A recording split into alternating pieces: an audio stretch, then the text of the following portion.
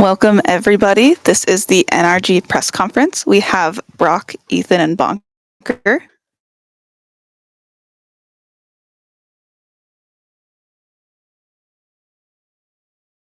I can go first if you may. Yeah, go ahead. Okay, thank you so much. Hello, guys. My name is Miguel Soriano for Sons of KS in Latin America. Thank you so much for the time of being here with us. The first question would be for Coach Bunker. Um, there hasn't passed that much time ever since that Paris final and you guys lifting the trophy. And you guys took everyone by surprise. I mean, the way you approached the game, it was really different, really fresh, and I think that was one of the key things that led you to lift that trophy. But right now, this is going to be a new page in the story. Many teams are going to be paying attention for what you do. So, what do you think is going to be key for NRG to be successful this year in domestic tournaments like VCT Americas and going internationally? I think a lot of our success came from like playing our game, just like you said, but that's on everyone chipping in, and we're doing what floats our boat. So it's kind of like, even if you copy us or look at us or whatever it is, like, it's most likely not going to work for you because you're not our team, and we're just going to continue to do what we want. Like, everyone chips in with ideas, everyone chips in with agents they want to play, they want to test, they have theories, all of these things, and it's just about combining all the ideas and actually like making a path together, honestly. Thank you so much. And just a quick follow up for Bunker. Man, ever since you took that Odin and start wrecking people in Corrode, there's been a trend over using more the weapon in the game, and trying to squish it better to get results. So, with the current meta and the current map rotation, do you think the Odin can still like go big on this current rotation, or is it going to be something more like there are some maps better for upping, some maps better for close quarters? What are your impressions on the current meta? Is that for Brock or Bonk? Yeah, just for It's for Brock. For Brock. okay. Yeah, I feel like the Odin can still be good, but definitely not as much as like the old maps. Obviously, like Lotus, Crode got changed, or like Lotus is out. So I think it can still be played. It just needs to be on certain maps. I don't think it will get played on like maps that are like long fights, like Breeze or Abyss still. But like any maps that you can get value will be like the close quarter ones, or like shit stuff you can spam and stuff. So yeah. Thank you so much, Kat, for your answers, and best of luck for the kickoff. Thank you. Thank you. Awesome. All right. Our next question is from Golden. Thank you. Hello, guys. I'm Golden, independent journalist from Latin America, and my question is for Ethan.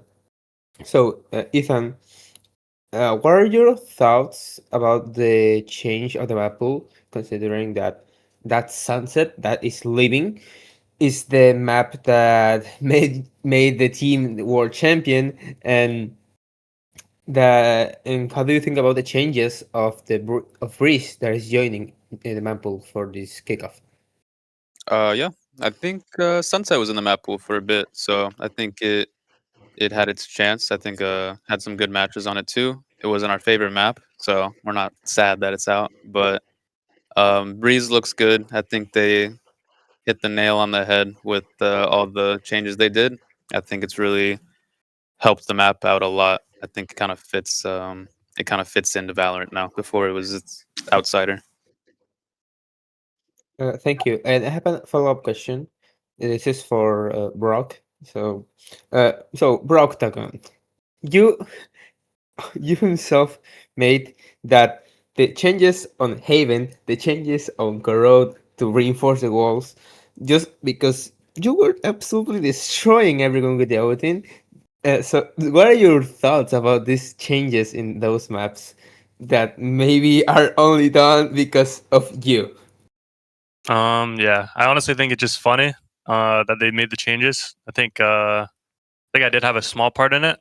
But I also think the maps are going to still play the same for the most part. Just like some cheese kills you could get, honestly. So that's just the main thing. Thank you for the answer and good luck in the kickoff. Thank you. All right. Our next question is from Yochio. Thank you. Hi guys, Yachio here, an independent journalist and doing interviews as a VTuber from Argentina. So hi again. I would like to ask a question for you three. Your guys actually the reigning champs of the world, obviously, with the upcoming season. And can you tell us about your thoughts or feelings about the upcoming season? Yeah, I think we're excited. I think it's kind of rare you get to go into a new season with the core from the previous season, especially 4 out of 5 is pretty big. So we're excited to go in and try to start where we left off. Yeah, I agree with Ethan. Exciting. Also going to be a fun year because I think competition in Americas this year is super stacked, so very challenging, which means a lot of fun. Yeah, this is like my first team that had like the same core, I would say, roster the next year. So that's something like awesome to have. And yeah, it should be a fun year. It's very exciting. All right, thank you. All right. I'll be reading off the next question. Hello, my name is Zatish from Sheep Esports. This question is for Bonker. With Kiko joining NRG recently, how did he settle into the team, and what were your first impressions from the first off-season tournament together? He's been coming into the team gradually, I'd say. It took some time for all of us to get to know him in the server and outside the server, because we didn't bring him in to one-for-one replace Sam or anything. We wanted him to do his own things and play his own play style, but I think he's integrating quite well. I think the first tournament at Red Bull, that was good. Didn't have a lot of practice before Red Bull, so that was him coming in natural and fresh and just doing the things that he wanted to do. So I think that was a good measurement for us for like, this is our floor and the potential we could reach together. All right, awesome. Our next question is coming from Nerdscast. Hello, Nerdscast, independent freelance commentator and journalist from based out of LA. This question is going to go to Ethan. I've talked to Bonkar and Brock actually a bit ago, and I want to propose this to you. With your guys' new system, Sam was really vocal. He was, from what I remember, he was helping you guys out with Kiko. Who's picking up that the mid rounding and the hype and all that stuff? Because who's going to be that support for you as the IGL? It's on everybody. I mean, even with Sam before, it was on everybody. Sam was just very, I guess he showed it a lot more than maybe everybody else. But it's always been a team effort, and it'll continue to be that way for sure. And then a follow up to that would be then who's going to be the one standing up? Who's the one showing it? We'll see. We'll see. I mean, I got into it at the end, so we'll see. I think everyone has it in them. Well, I need to see Kiko though. I need to see Kiko start standing up on stage. I see Brock smiling. I wish we had a coach cam for all your yelling at some point. But yeah, thank you. Good luck in your future. Thank you. All right. Our next question is from Pedro Romero.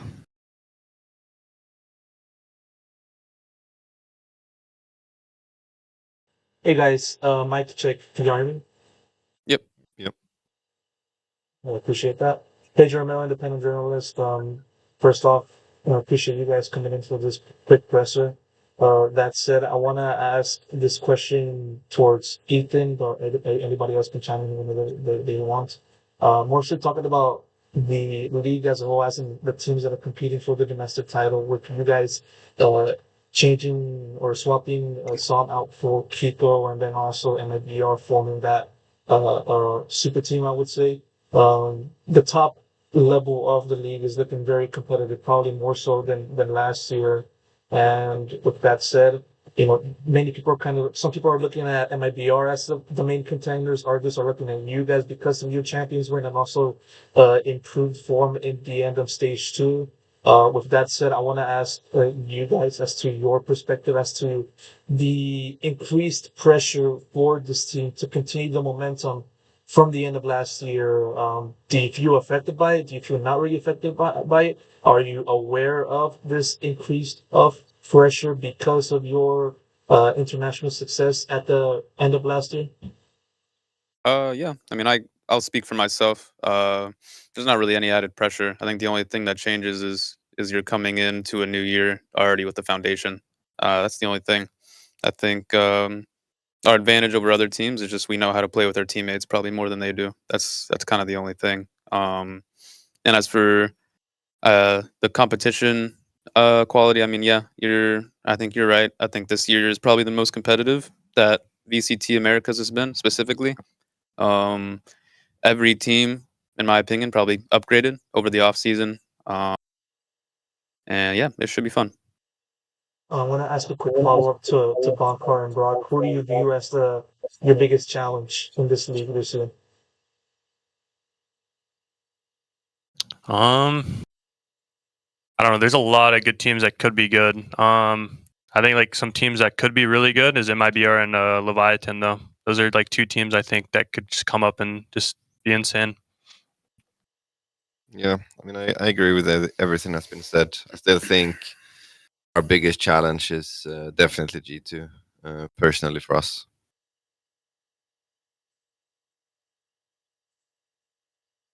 All right. Our next question is going to be from Ravish. Hey, what's up, Ravish? Ravish from the internet. Real quick, I was want to ask you all, all of you guys pretty much disappeared over the offseason. Ethan, your first tweet was like a week ago, bro. Bonk, I'm sure you've been in the gym, Doug.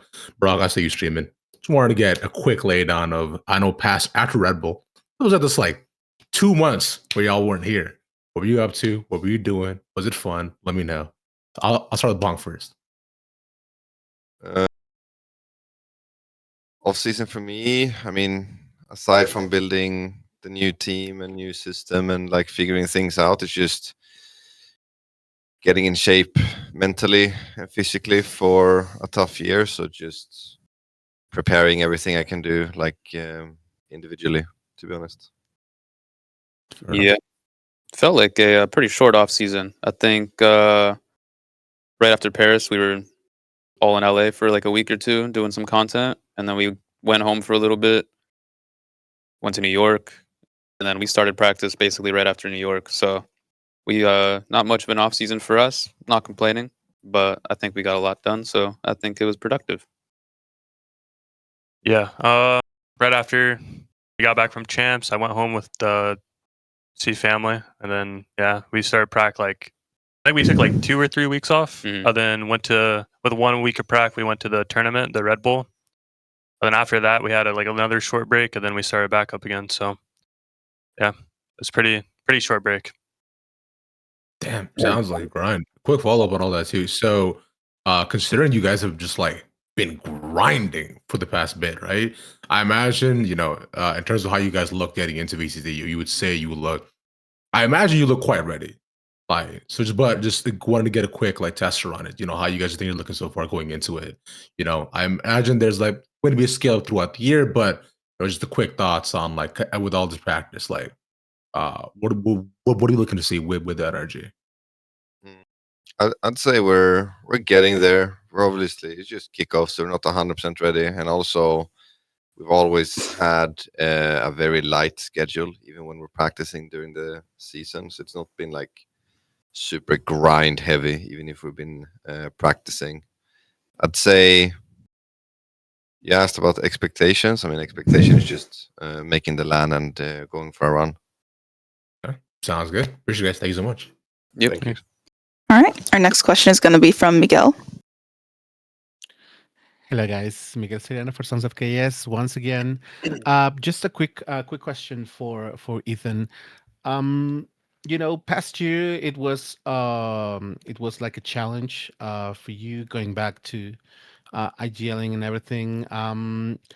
you got to lift the trophy, and now you are with a group of people you trust, with a group of people that you have full confidence in. But there's also the inclusion of Kiko. We've seen him in action in EMEA and also internationally. Liquid made all three international events past year. So I wanted to know your impressions about Kiko. How is he adapting to the system, to the team, and how are things going with his adaptation to the game here in Americas? Yeah, they're going well. I think we made a lot of progress during the off season. I'm glad we started early so we could get him integrated, like Bonk said. And yeah, I think I got a good system down in champs with the team as for like my IGLing and also just for the team. But getting a new player, I have a lot more to learn just individually and also you know getting him built into the system as well. And this is all on top of the meta changes and stuff like that. So it's a never-ending process of learning and adapting and just adding. Thank you so much, and yeah, once again, best of luck, guys. Thank you. All right. Our next question comes from Ichiman.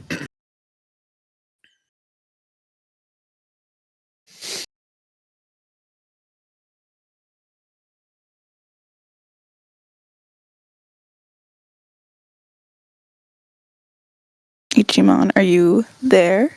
We can't hear you if you're talking. I was mute. I'm really All sorry. good, all good. Sorry.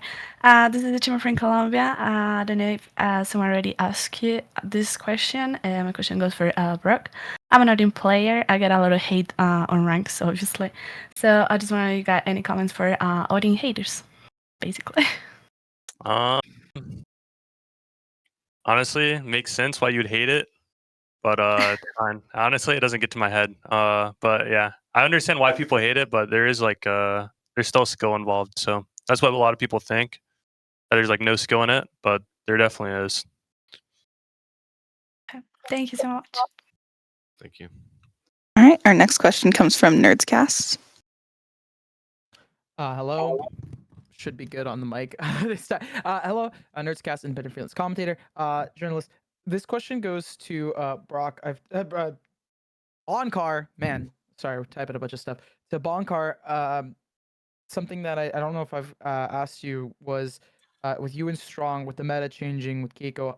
How are you guys? What does the prep look like for you and Strong working together? You talked to me in the past a little bit about like how you guys do stuff, but like if you can get into like, you know, what were your thoughts and like working with Strong specifically right now near the beginning of the season? Yeah, I mean, we had a learning process, me and Strong, last year also, because it was the first time us working together as a coaching pair. So I'd say this off season and coming into kickoff, it's been a lot more effective because we know what we're good at and we know better how to work together with each other. And also, we have more experience on how to guide players and also how to learn from the players. So when Gio came in, it's, you know, learn from him. What does he want to do? What's he good at? And then just amplifying that as much as we can. Would it be too much to ask what are his strong suits? What can we be seeing? I mean, definitely firepower. Yeah, like he's a hard shooter. So whether what role you put him on, he's always gonna be a fragger. So it's about having a system and strats with parameters where he can be freely doing things within. All right, thank you. Thank you. Awesome. Are there any other last minute questions that anyone had? All right. Oh, all right. Ichiman, go ahead. Okay, this is more like a really nice question. This goes to whoever want to answer. You three do it. I would really appreciate it. If you can only play one agent, like for the rest of your career, which one would it be? I would have to be Sova. It's my favorite. Okay. I have fun playing it, so yeah, I have to do Sova. I'd pick Okay. Yoru. Respect. Sova as well. Okay. Thank you so much. Yeah, Thank you. no problem. All right. Any other questions before we close out?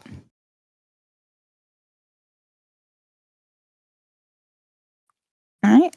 I think we can go ahead and end. Is there anything that you guys want to say to the fans or any journalists? Thank you to all the journalists. Good questions. We appreciate y'all. Yep. And fans, you guys got. Yeah. Thank you guys. All Thank right. you. Easy Awesome. peasy. Thank you. Thank you. All right. Have Ciao. a good one, guys.